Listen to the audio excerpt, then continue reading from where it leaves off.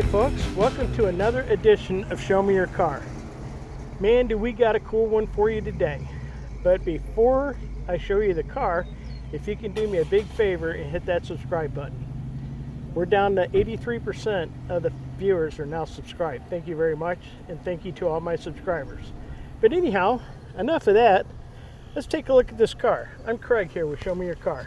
Hey Craig, I'm Michael Horst. Mike, nice to meet you, sir. Good to meet you. Good to meet All you. right, Mike, what kind of car you got here? See, it's a really neat car. So this is a 1956 Corvette. Okay. Originally purchased in 1956 by Harold Pullman, who was the original owner, who special ordered this car through a dealership in Mascoutah, Illinois.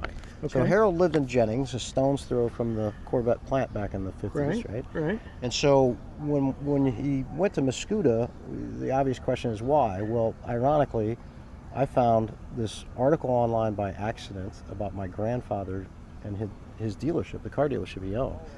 He lived in Jennings prior to buying the Mascoutah car dealership. Okay. So we think Harold might have known my grandfather Paul. But we're kind of getting ahead of the story here. Yeah. I found this car by accident. Okay. My credit card was compromised. I was told when I called the bank to cancel my credit card, they asked me to spell my mother's maiden name. So I didn't know that answer. Lures is his name. So is it L-E-U or is it L-U-E? I couldn't remember. Right. So I Googled my grandfather, and I found an article online about this car being pulled out of a basement garage in Jennings.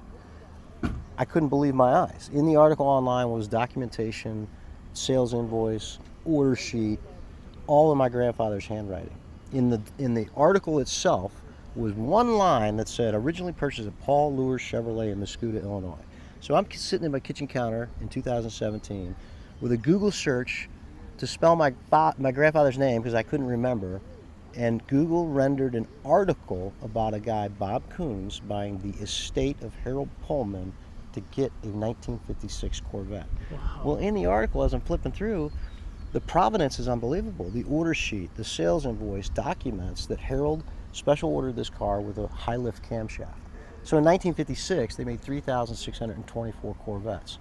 111 came with a special engine. This one is one of 111 with that special engine. Wow. And it's called option code 449. It's a high-lift camshaft and it's coupled with the two 4-barrels. Okay. That takes a 265 cubic inch engine and boosts the horsepower from 225 to 240. So arguably, when you look at the history of the Corvette, I'm not an expert, but everything indicates that Chevy GM was getting ready to just scrap the Corvette. 53, 4, and 5 sales were just no good. Duntov, the engineer, somehow convinced the top brass to experiment with this engine. And they did. They turned it into a competitive racing engine. They redesigned the look and feel of the Corvette. And they came out with a power horse to compete against Ford coming out with a Thunderbird. Wow. So this is arguably the model year and engine configuration that set the tone for the rest of the Corvette's life. I'll be darned. And in 57, of course, they came out with the 283 with the fuel injection, and every year thereafter they just kept adding. And the Corvette is what we know it to be today. Sure, yeah. That's So a neat story. It's an amazing story, and Yeah. I put together a storyboard. I mean, this is all original. It's got 48,000 original miles on it. Wow. When Bob bought the car, it had 41,000 original miles on it, and we know that because when Harold parked the car in 1984, the last state inspection documents his mileage. In fact, from 83 to 84, we see that Harold only drove it 3 miles. So he likely drove it up, got it inspected, and drove it back and parked it. Wow. And because Bob bought the estate of Harold, we got everything. We knew that Harold moved on to other things. He was collecting and selling boats and planes. So he's a very business-minded machinist mentality that just, who knows what he was into. But this thing sat from 1984 until about 2011 when Bob bought it. Wow, that's amazing for sure. This car is beautiful. And like I said, it's all original. Yeah. You come back here, I put together the storyboard to kind of tell the story visually. Okay. And when I go to car shows, obviously I share this. In fact, one car show, I took it to Mascoutah over in Illinois. A guy comes up to me, he says, "Hey man, I got a yardstick in my garage. It's from Paul Lures Chevrolet." He says, wow. "Do you want it?" I'm like, "Yeah, man, I'll take it." Yeah. So this is Harold. There's a representation of the invoice and the order sheet that the high-lift camshaft. There's some pictures of Harold back in the day, kind of showboating. Here's the Corvette article that I found about Bob Coons buying the estate. This is the condition the Corvette was found in Jennings when they pulled it out of the garage. And then, of course, I bought it. My grandfather, the car dealership. And the best part of the story is arguably this picture right here. And right here. A year after I bought the car, my mother said, Michael, I remember that car. We have a picture of that car in front of the car dealership. And lo and behold, she and my sister found this picture. Wow. That's my mom. She's 14 in this picture. Judy, who is the sales manager's daughter, and my Aunt Nancy, who's 12 in this picture. So the very car that I accidentally found in 2017 because I couldn't spell my grandfather's name and had to do a Google search, right? The very car that I bought in 2017, my mother was sitting on in 1956. Wow. And we know this is the same car because we see the black wall tires and the white cove. So if you come back over to the side here, typically this right here matched the interior color. Okay. However, with white, it was a silver cove. It didn't match the interior. Okay. But it was still a choice of the consumer. So Harold, instead of getting two-tone paint, he got white on white. Oh. Instead of spending money on white walls, he got black wall tires. I'll be and darned. that's evidenced in that picture that we see. Right. In addition to that, he didn't get the radio. There's no radio. Okay. Yeah. And in 56, they came with a power top for the soft top, which is underneath the back dash here. Okay. And that power top is not on here, so Harold didn't buy that. So we know he put his money towards the high-lift camshaft. Right. And the 2 4-barrels. I'll be darned. That is an amazing story for sure. It really is, and all the paperwork, as I mentioned, most of this was in the article online. There's my grandfather's signature. Wow. Here on the invoice is the camshaft. And here we have a handwritten order sheet. So this is Harold came over to Muscuda and said, Paul, this is what I want, right? I want a Corvette Polo White with these features. So you got the heater, right? You got the courtesy lights, which are right inside here. When you open up at night, you got a light that illuminates. Okay. Shines down. And of course, here you've got the windshield washer, the hardtop, which is an option. Okay. And then the camshaft and the 2 4-barrels. I'll be darned. $449 is the key. So what did this car run? 3,100? Oh, the price? Yeah, right here. $39.95 delivered. Yep. And Harold paid cash, which is crazy to me because Yeah, back then that was a lot of money back price then. of a small house. Yes, no doubt. So he kept everything: the battery service, or I'm sorry, the owner service policy, the battery service policy. I mean, who keeps that, right?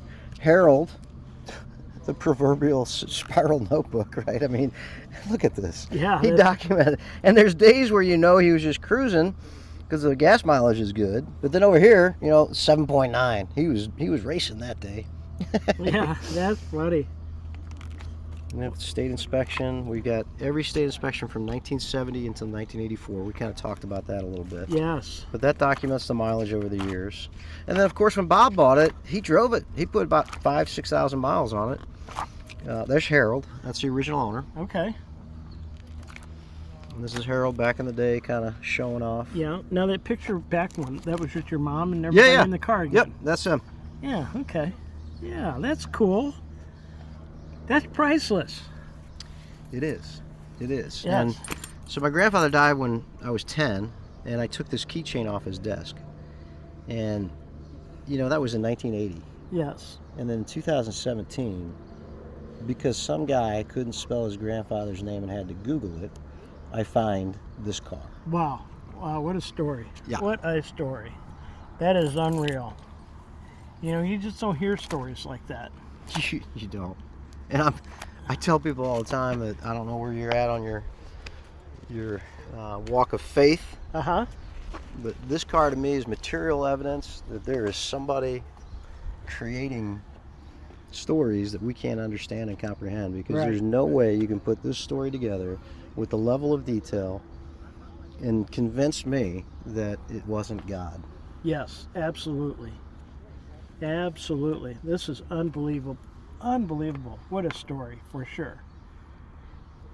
Now, at this point, are we done with the story where I can go ask you some questions about the car? Absolutely. Sorry. Okay. I was Well, rambling. that's okay. The first thing that I see is the trunk. Yeah. Is red up here and Yep. has red there. I can't see the rest of Well, it. let's close it up. Okay. There we go.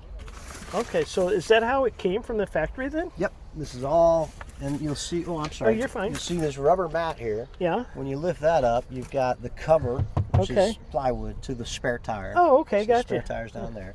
And of course, you got your jack is over there, and here's your little crowbar. Or Okay, your, gotcha. lug nut. And they even put that cardboard or whatever that is, that metal or whatever that is, over to hide the front end of that. Well, and that actually is interesting because behind that cardboard is a flat surface. Yeah. And that's where they would install the power mechanism for the power Oh, top. gotcha. Yeah. Okay. And so, you know, in 56, the beginning of production, they all came with a power top. But there's evidence that suggests later in the year, later model cars, this is a June car, that became an option. And so the NCRS, the National Corvette Restoration Society, helped me learn a lot of this. And they told me that this car came with a power top. Well, the documentation doesn't suggest that.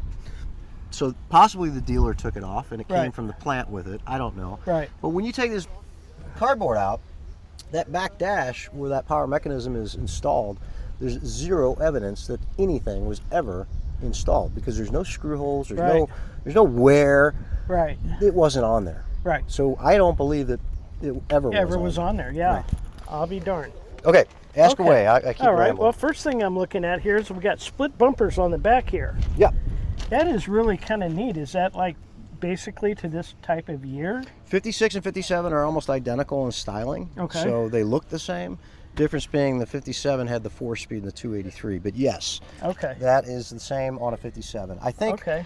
you get into 58, 59, they're similar, but I think they made some differences with the lights too. Yeah. So, I was looking at these lights too. This is really neat how they did this. They, Yeah. and In put fact, the light up in there. I bet that that chrome really reflects that brake light too. I bet. it does. And later years there's a plastic covering over that, clear. Like I think 58 they had a plastic covering. I'll be darned. I probably Now, shouldn't talk about that because I'm not the expert on That's okay. 58s. Now is this the exhaust down here? Yep. you Coming got out of like that. dual exhaust on both sides. I'll be darned. That is really neat how they put that little chrome thing on there. Yeah, it's amazing. The design team, whoever came up with these, very creative imagination. Absolutely. Yeah, this is spectacular. I've never really paid that much attention to some of these old cars like this. So what we have here is mechanic notes. So Okay. this is gas and oil filter. That's what I just learned. Yeah. Somebody told me that. This is adjust brakes. This is the adjust the lifters because this is a solid Okay. cam. Yeah. So you have to adjust the lifters from Wow. time to time. So it's part of the authenticity and originality of this car is the mechanic notes. I mean, it's amazing. Yeah, absolutely. That is really neat for sure. And I never really noticed that they had these little step things here. Yep. Is that so that you can take the roof off easily? You know, or- that's a good question. I don't know because you don't need to step into it to take it off. Okay. It's really quite light. It's just Okay. awkward. Now- Maybe it's for when the top's off. You can. I don't know. Yeah, that's really something for sure. Now, to take this top off, is there latches up there? Oh, I see. There is latches. There's two up latches in the front, and if Yeah. you pan back to the back here, there. Yeah. you'll see one, and then there's on each side. Okay. There's right another there. one there. So you take those 3 bolts out, unlatch the front, and the whole top pops off. Oh, I wonder if those are hard to get to down there. No, in fact, in 56 they actually came with a tool pouch, Oh, and that tool pouch included this wrench. to get down in there and take it off. Yep. Huh? So this wrench you just stick down in there just like that. Oh, well, that makes it easy, doesn't Yep, it? not hard at all. Yeah. Wow. That's really neat. And this is the original seats too. You said everything was original. So the bottom driver's seat is not. I Okay. took the original one out to keep it in good condition. Right. But if you look at the back, you'll see the back's kind of cracked. Yes. That's original. And if Okay. you go over to the passenger seat, that's original. Okay. And I then, like of course- the styling of it too. Yeah, it's called a waffle pattern. Okay. Gotcha. And this is just to protect. That's just to protect. You know. Yes. Yes. That's all that is. Wow. And that's a strange looking steering wheel compared to the modern day steering wheels. It's almost like It's vertical. it's almost like one of those old time racing steering wheels or something. Yeah, yeah. And when the kids come around, I like to. Very cool. All right. And then what's this little knob here for? This is how you get in and out of the car. Oh, okay. So if I close the door Yeah. on the inside, That's the latch. Oh, nifty. This is how you lock the door. And Okay. of course, this is how you roll up the window. Okay, well that's neat, for sure. Definitely. All right, now coming around to this side, I seen a while ago you had these little vent things here. Yeah, purely aesthetic. Okay. The 56 and 57, they do nothing.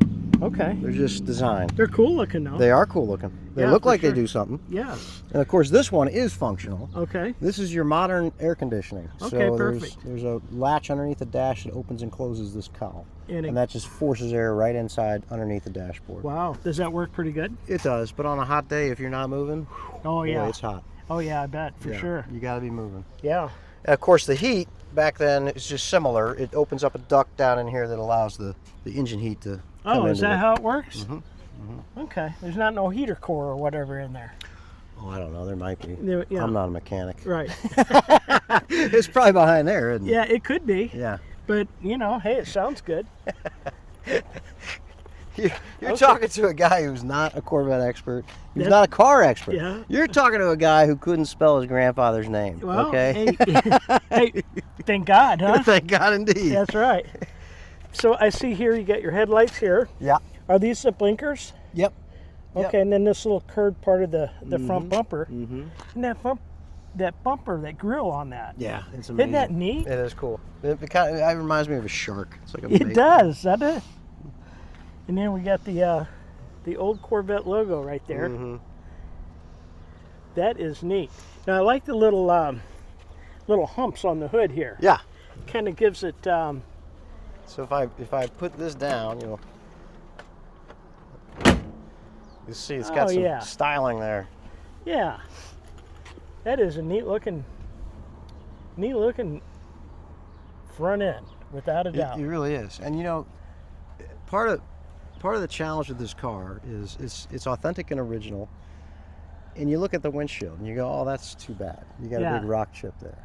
Yeah. Well, if you understand the story and who Harold was, he collected guns, and as part of the sad part of the story is he lived in Jennings, and in the 2010, 11, 12, 13, his home was broken into. Some people beat him up to steal his guns. He ended up on the floor. My understanding is he was found a couple days later. He was put in a nursing home, and they sold the estate to pay for his care, and he never recovered, and he passed away. Oh no. So Bob bought the estate Yeah. to get the car. Well, you go back to that chip in the windshield, and if you come over here, you quickly recognize that that's not on the outside. That's actually on the inside. I'll be darned. And we don't know for sure, but we're pretty confident that that was an impact from a bullet. Yeah. It could have been for sure. And so when you look at a picture of Harold back in the day, you go, well, yeah, maybe. Yeah. You Yeah. never know. You never know. That's for sure. So because this is original glass, I choose to keep that. Absolutely. I think it's part of the story. It really is. Yeah. It really is for sure. And you'll see here, this is the last time Harold had it registered in Jennings, is 1983. Okay. Of course, like we said, the last state inspection is 1984. Right. And then, What a story. What a story. You just, the good Lord was watching you, was taking care of you. well, and I try and turn that into, the good Lord has given me tangible, material evidence to go speak to other people about the good Lord, Sure. right? Absolutely, yeah. Because that is the truth. Yes. This isn't a blessing to me. This is a blessing to share Him. Yeah, absolutely. And you're sharing that with everybody on YouTube right now. Excellent. Yes, definitely. Because we desperately need more. Oh, you know it. You know it for sure. We need to return to the Lord. All right, sir. Was there any other things that you wanted to show me on the car? I can't think of anything. All right. I don't know if I skipped over anything. but I don't think so. I think we went over everything for Yeah. sure. What a sir, pleasure. thank you so much for taking the time out and showing thank me you. your beautiful car Thank and you. I giving me the appreciate it. history of it and that kind of stuff. This is very, very special for sure.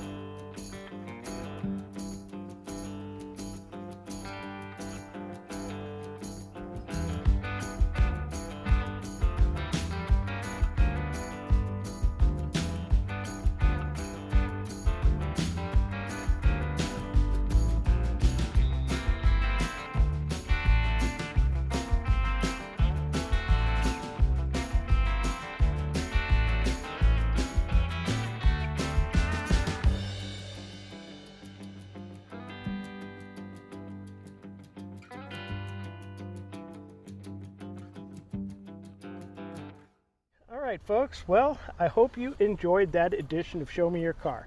And if you did, click right up here on the logo. You can subscribe there. It's free to do. Right here on this side was the last video I just did. Thanks a bunch for watching. I appreciate it.